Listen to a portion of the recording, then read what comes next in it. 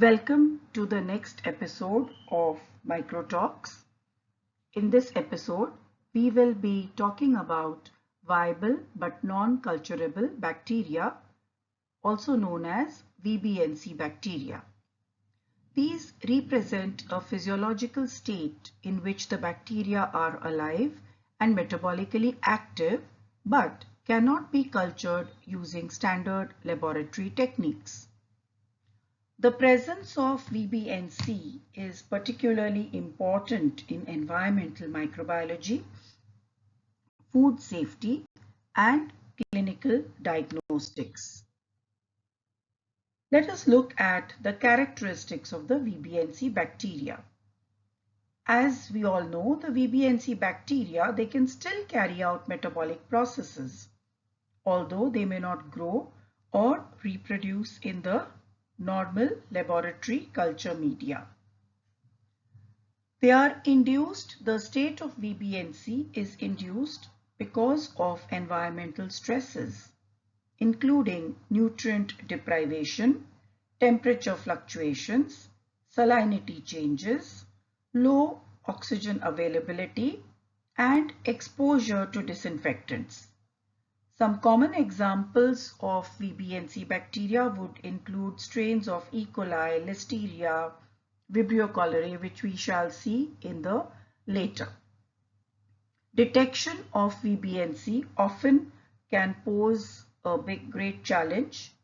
VBNC bacteria can revert to a culturable state again when the favorable environmental conditions return, such as when they return to a nutrient-rich environment.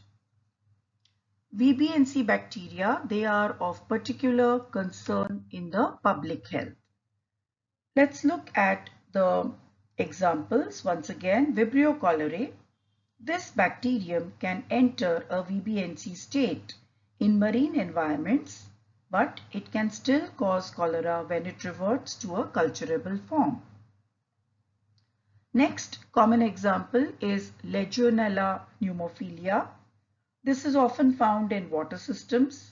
It can exist in the VBNC state, complicating the detection, and of course it poses risks for the Legionnaire disease outbreaks. Campylobacter jejuni.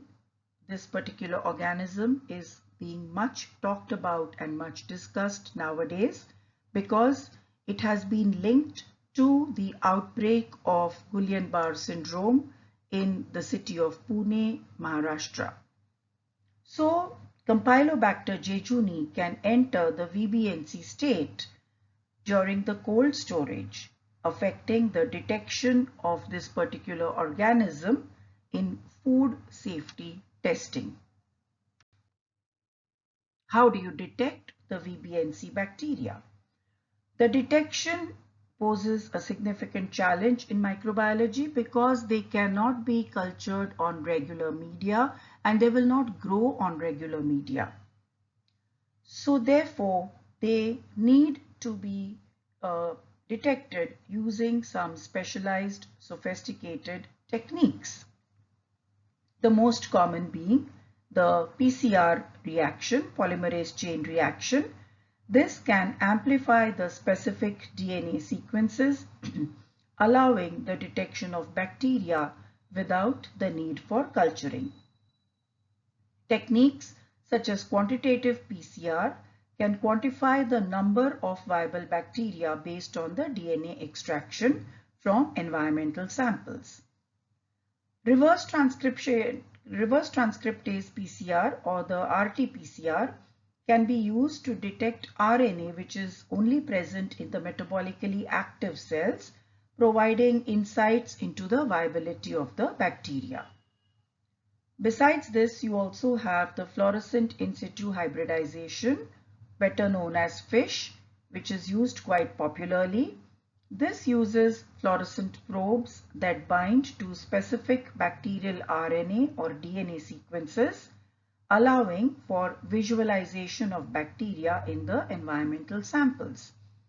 This method also has the advantage that it can distinguish between the dead and alive cells based on permeability and RNA integrity.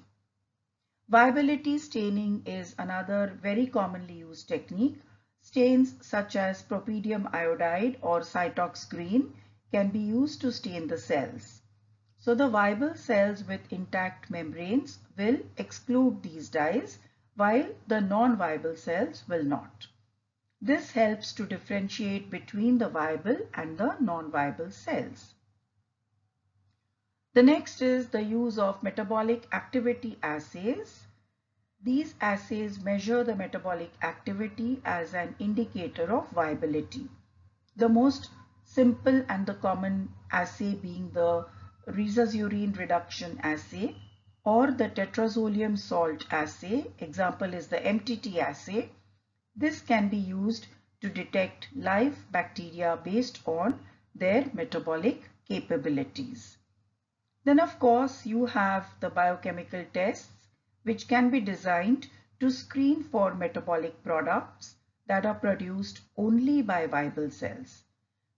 This method has got several limitations because it is not very specific and also not very sensitive.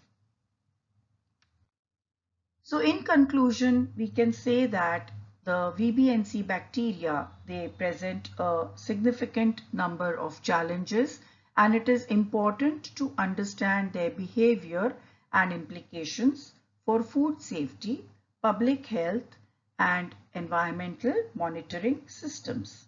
The detection of the VBNC bacteria requires a multifaceted approach, integrating several techniques to accurately assess these organisms' viability and identity.